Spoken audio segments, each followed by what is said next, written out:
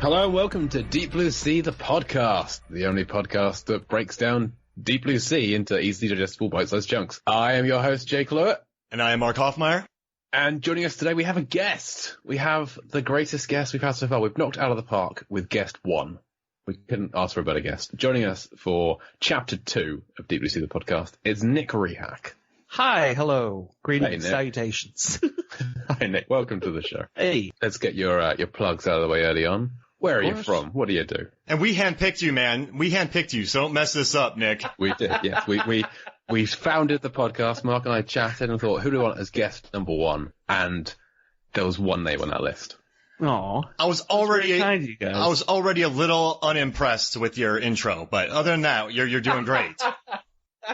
Hey, my grandmother listens to this. Don't fuck it up. We should have found Michael Rappaport and got him on. I told you, Mark. We should have. That would have been it. On. You got to start with the rap. I'm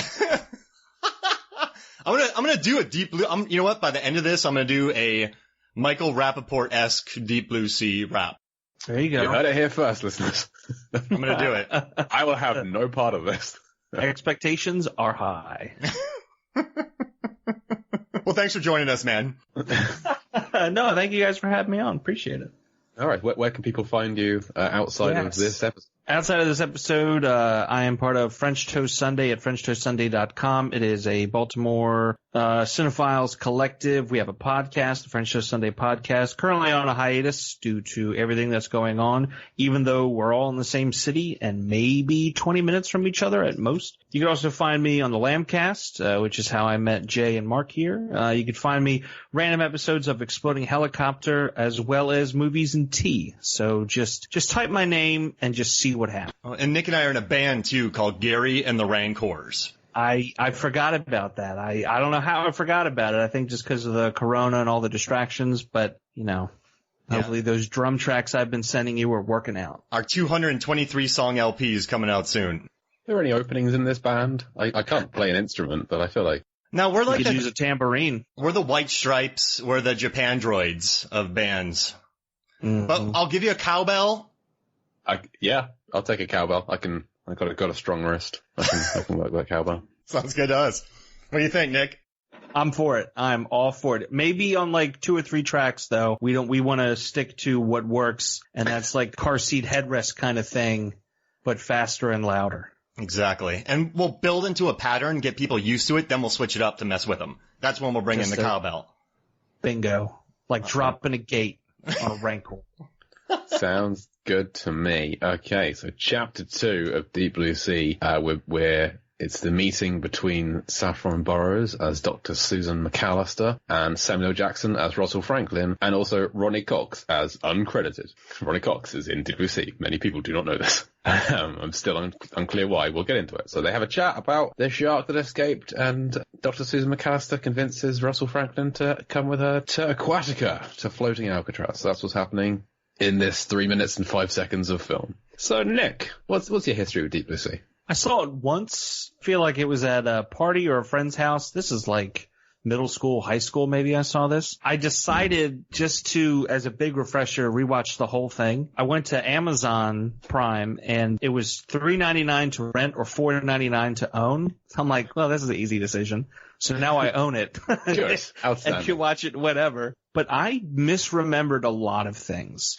I thought there were certain scenes that went down a certain way. They didn't. Certain characters and actors were involved, but the setting was completely different. So I'm wondering, did I mix this up with a completely different film? Have I even seen this film? So there was a lot of confusion, but I came out the end enjoying it, and I'm very much looking forward to this podcast with y'all. I see how it's easy to mix things up because there's Deep Rising, there's Leviathan, there's Aliens, there's Jurassic Park, there's Jaws, there's Lake Placid. So there's so many, there's so many movies to mix this up with. So did you envision jet skis in this film? Like what did you think was in this movie that wasn't? I think it was Hard Rain. Yeah. Well, the big thing for me, and, massive spoilers, it's the scene where Samuel L. Jackson's character gets, just gobbled up. I specifically remember a scene where it's this huge, panoramic glass, and someone is standing near the window just having a conversation, and he's yelling and shouting, and all of a sudden one of the sharks busts through the glass, grab him, and swim off. Oh. Now, maybe I'm just making this up in general, but I could have swore, I knew it was like a sudden wham, they got him kind of thing, like out of nowhere. But for some reason in my mind, that's how the scene went down. But then when I saw how it actually went down, I'm like, oh, okay, this makes a lot more sense than what I was thinking. Are you confusing it with Sharks in Venice, the Stephen Baldwin starring movie where he's hunting for gold and there's sharks in Venice eating people?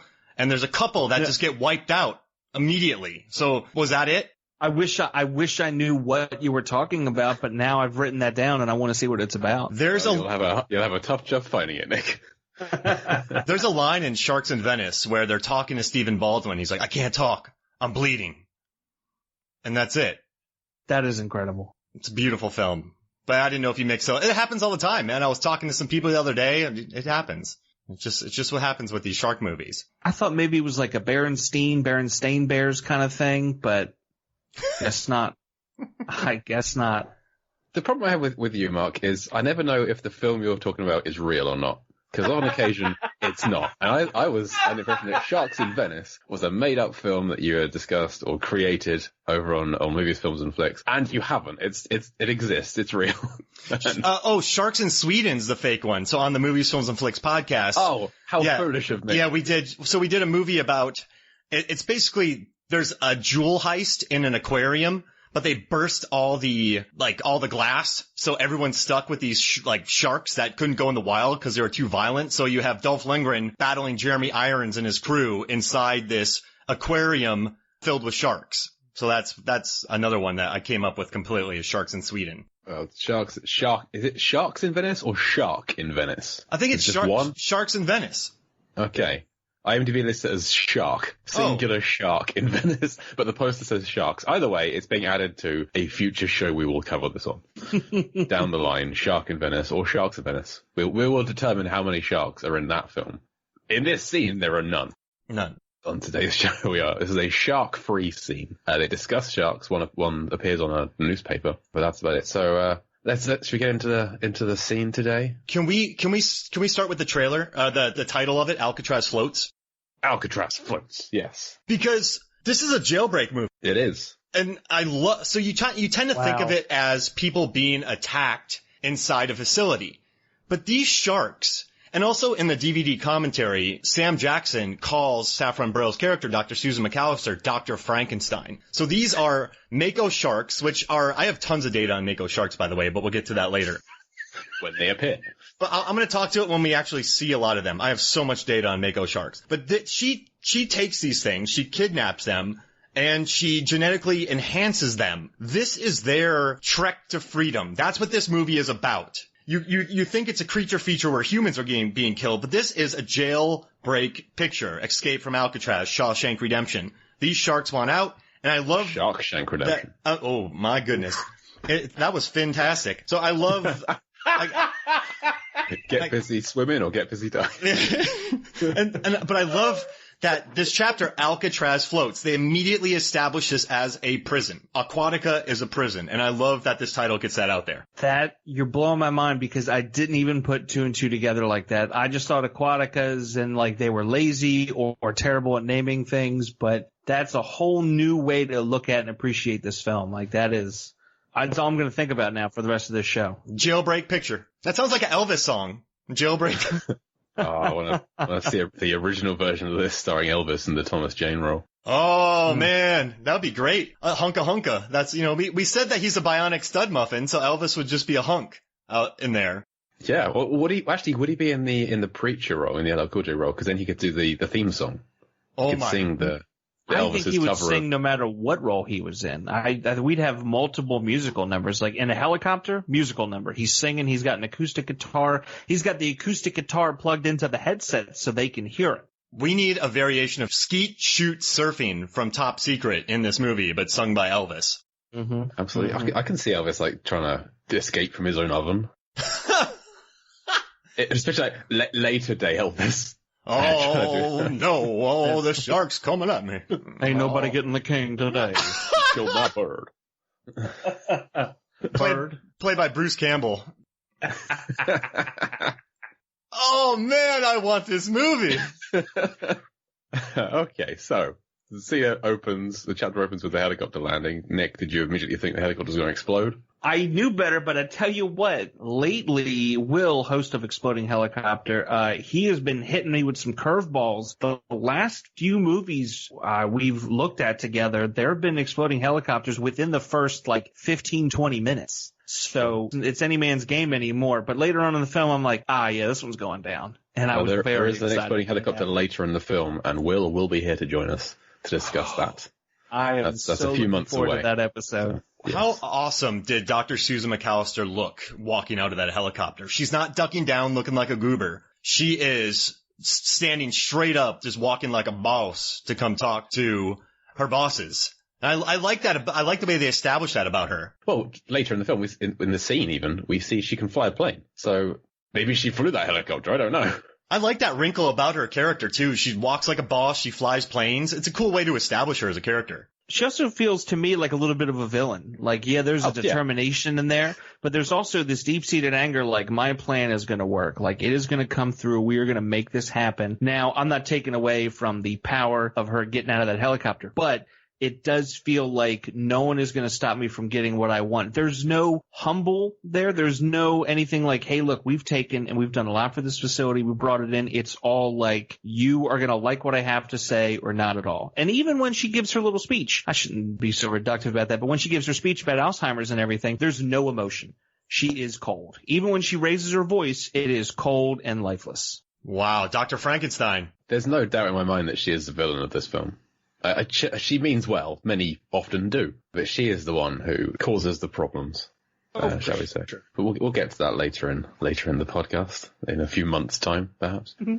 So we cut from her getting out of the helicopter to the meeting. And I want to take a little time to look at the newspaper that's dropped on the desk. The USA Today.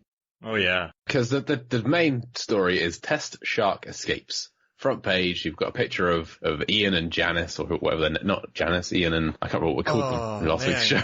Yeah, I forget her name. Two of the kids. One of them's called Ian. I can't remember what the woman's called. Huddling under a blanket. Mark has a Blu-ray version of this film. I'm looking at standard def, so I couldn't make out everything on there. But what I can make out is the article in the top left-hand corner. Hakkinen, Formula One champ. Now, this sent me on a spiral. I went on a deep dive on this. Mika Hakkinen, Formula One. He won his first title when he was crowned champion was on the 1st of November, 1998, was when he won the race that crowned him champ. So this is presumably the next day's newspaper. So the 2nd of November. So those kids in the previous scene were having a party in November. At best, late October, out in the middle of the water. I mean, they were off the coast of Baja, California, and this is California. They fly into LA. So, I mean, I grew up in Florida in November. It can get up into the 70s, 80s. I mean, they're young kids. They're filled with beer. They're teenagers. I mean, it said teens. Like when you see kids walking around nowadays, you're like, how are you not cold? So they're, how are you not freezing? So I guess that's the way I kind of justify it as. Especially, well, I think that's like a day after Halloween when the tiniest of outfits are often worn by teens of that age. So yes, perhaps they were just biting through it. My main problem is the 2nd of November. It's a Monday in 1958. Yeah. A Monday. Later in the scene, Dr. Susan McAllister says, give her 48 hours until Monday morning. This is an alternate universe. It's where weeks are 3 days long. Yeah. I mean, listen, I think he threw that in there because Harlan he loves F1 racing. He did Driven 2 years later with Sly Stallone, and he wanted to get a Finnish driver in here who actually won F1. And I also love that a Finnish director includes a Finnish driver called The Flying Finn, and it's a movie about sharks.